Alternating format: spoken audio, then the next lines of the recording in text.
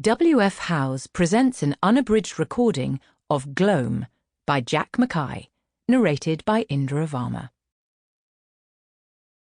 To Grandma and Grandad, whose house is never that scary as long as they're in it. Death is nothing at all.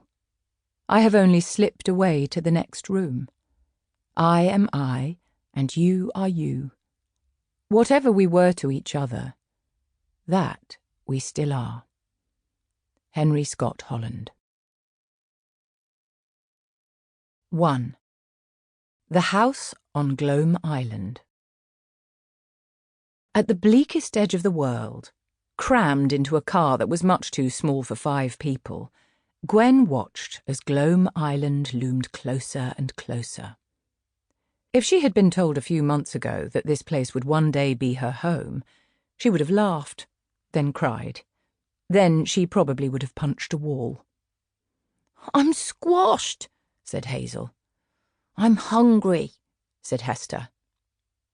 Hazel and Hester Clayton Fenn were twins, 6 years old and identical to the paw, dark-haired and freckled with matching button noses. They writhed against their seat belts. Gwen was sitting in the passenger seat with her suitcase in the footwell.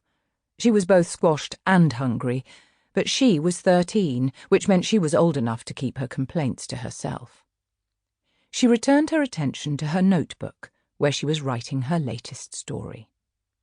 This one was going to be a bestseller, and she couldn't afford to get distracted. "How much longer?" muttered Roger. Roger was 10. His full name was Roger Clayton Fenn, Jr., after their grandfather, Roger Sr., although he had died soon after the twins were born, so there wasn't much need for the distinction now. With his elbows wedged between the twins' car seats, Roger Jr. glowered through his curly fringe. "Nearly there, kids," said Henry, who was driving. It was the 5th time he'd said it in the last hour. "Nearly there now." The sea was beginning to tickle the edges of the causeway as Henry's absurd little car raced towards land. By night, the road would be underwater, erasing the only way on or off the island. Not that it mattered. Gloam didn't get much traffic. One visitor in late autumn was uncommon. A family was a phenomenon. Hazel peered out of the window. "The sea's almost touching the road," she said. "Don't be silly," said Henry with a nervous glance at the lapping water. Sample complete. Ready to continue?